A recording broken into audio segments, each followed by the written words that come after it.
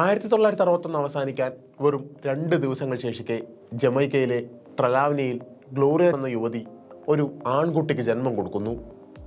14-ാം വയസ്സിൽ കുടുംബത്തോടൊപ്പം കാനഡയിലേക്ക് കുടിയേറിയ ഗ്ലോറിയയുടെ ഈ മകൻ പിൽക്കാലത്ത് അത്ലറ്റിക്സിൽ സംഭവബഹുലമായ ഒരു അധ്യായം രചിക്കുന്നുണ്ട്. ജമൈക്കയിൽ ജനിച്ച് കാനഡയ്ക്ക് വേണ്ടി വേഗതയുടെ പുതിയ മാനങ്ങൾ രചിക്കാൻ ഈ അത്ലറ്റിനായി. ഈ വേഗതയുടെ പുതിയ മാനങ്ങൾ അയാൾക്ക് ഒരു നായകന്റെ പരിവേഷം നൽകി, പൊടുന്നനെ പ്രതിനായകന്റെയും. അച്ഛൻ്റെ അതേ പേരുമായി പിച്ചവെച്ച് പിന്നീട് കാനഡയുടെ അഭിമാനവും അപമാനവുമായി മാറിയ ബെഞ്ചമിൻ സിൻക്ലെയർ ജോൺസൺ എന്ന ബെൻ ജോൺസന്റെ കഥയാണ് സ്പോട്ട്ലൈറ്റിന്റെ ആദ്യ എപ്പിസോഡിൽ.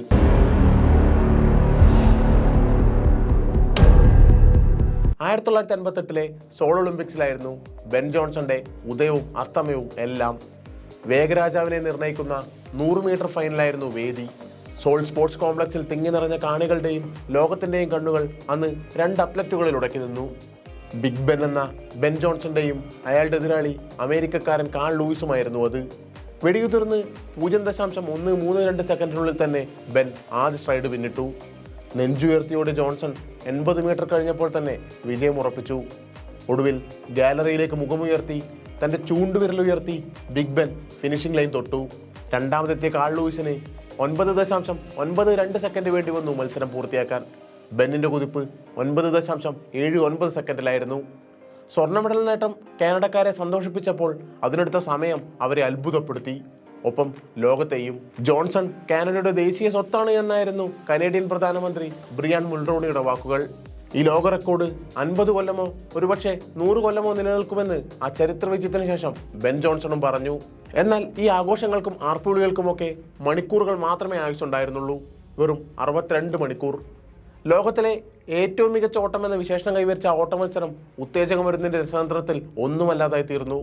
ഒപ്പം ബെൻ ജോൺസണും. മത്സരം കഴിഞ്ഞ് 2 ദിവസത്തിന് ശേഷമാണ് ബെൻ ജോൺസൺ ഉത്തേജകമരുന്ന് ഉപയോഗിച്ചതായി തെളിഞ്ഞത്. ഈ വാർത്ത പുറത്തു വന്നതോടെ ബെന്നിനോടൊപ്പം കാനഡയും തലതാഴ്ത്തി. ആഘോഷങ്ങളുടെ പരകോടിയിൽ നിന്ന് ഒന്നുമില്ലായ്മയിലേക്ക് അവർ നിലംപതിച്ചു. 2 ദിവസക്കാലം രാജ്യത്തിന് ഹീറോയായി കണ്ട ബെൻ ജോൺസൺ ഒറ്റ നിമിഷം കൊണ്ട് ആന്റി ഹീറോയായി പരിണമിച്ചു. പരിശോധനയിൽ പരാജയപ്പെട്ടതോടെ 2ാം സ്ഥാനക്കാരനായ കാൾ ലൂയിസ് സ്വർണ്ണ മെഡലിന്റെ ഉടമയുമായി. ഉത്തേജകമരുന്ന് പരിശോധനയിൽ പിടിക്കപ്പെട്ടെങ്കിലും താൻ നിരപരാധിയാണ് എന്ന വാദത്തിൽ താരം ഉറച്ചു നിന്നു. എന്നാൽ കാനഡക്കാരന്റെ സ്വകാര്യ ഡോക്ടർ ജോൺസൺ 1957 മുതൽ സ്റ്റാനോസോളോൾ ഉപയോഗിക്കുന്നുണ്ടെന്ന് വെളിപ്പെടുത്തിയതോടെ ആ വാദവും അവസാനിച്ചു. എങ്കിലും തന്റെ സാമ്പിളിൽ ആരോ മരുന്ന് ചേർത്തതാണെന്ന ആരോപണവും ബെൻ ഉന്നയിച്ചു. 1958 കാനഡയിൽ നടന്ന ഉത്തേജകമരുന്ന് സംബന്ധിച്ച തെളിവെടുപ്പിനെ അടിസ്ഥാനപ്പെടുത്തിയായിരുന്നു ഈ വാദം. ട്രാക്കിലെ ബെൻ ജോൺസന്റെ ചിരവൈരിയായ കാൾ ലൂയിസിലേക്കും ആരോപണം ഉയർന്നു.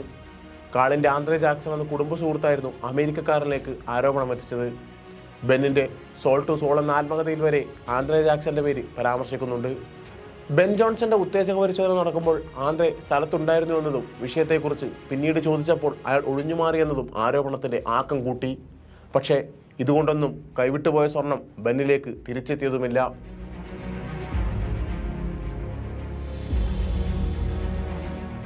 ആഫ്രിക്കയിൽ നിന്ന് മറ്റ് പല കുടുംബങ്ങളെയും പോലെ മെച്ചപ്പെട്ട ജീവിത സാഹചര്യങ്ങൾക്ക് വേണ്ടി തന്നെയായിരുന്നു ബെന്നും കുടുംബവും കുടിയേറ്റമെന്ന മാർഗം സ്വീകരിച്ചത്.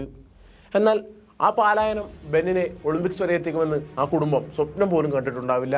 കാനഡയിലെ ഓണ്ടാരിയോയിലെത്തിയ ജോൺസന്റെ ജീവിതം മാറ്റിമറിക്കുന്നതിൽ നിർണായക പങ്കുവഹിച്ചത് അയാളുടെ പരിശീലകനായിരുന്ന ചാർലി ഫ്രാൻസിസ് ആയിരുന്നു. 1972 ഗെയിംസിൽ മത്സരിച്ച ചാർലി 76 കോച്ചിങ് ആരംഭിക്കുന്നത്. ഇതേ വർഷം തന്നെയാണ് ബെൻ കാനഡയിലെത്തുന്നതും ബെന്നിനെ ചാർലി കണ്ടെത്തുന്നതുമെല്ലാം.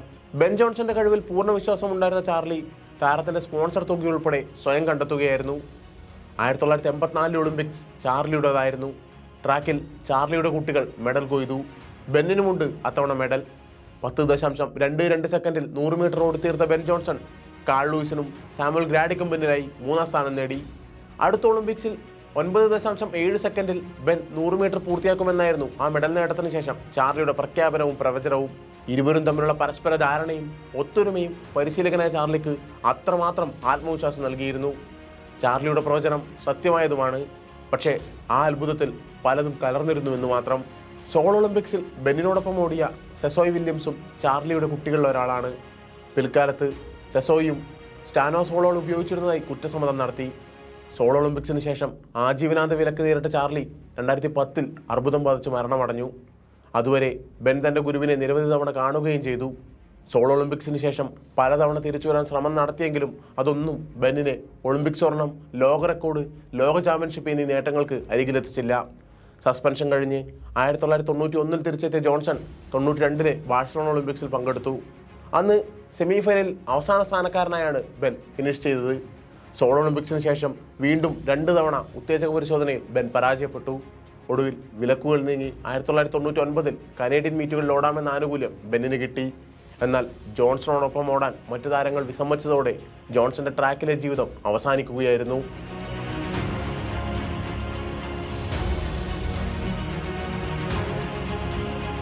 ബെൻ ജോൺസണ് 6 വയസ്സുള്ളപ്പോൾ മലേറിയ പിടിപെടുന്നുണ്ട്.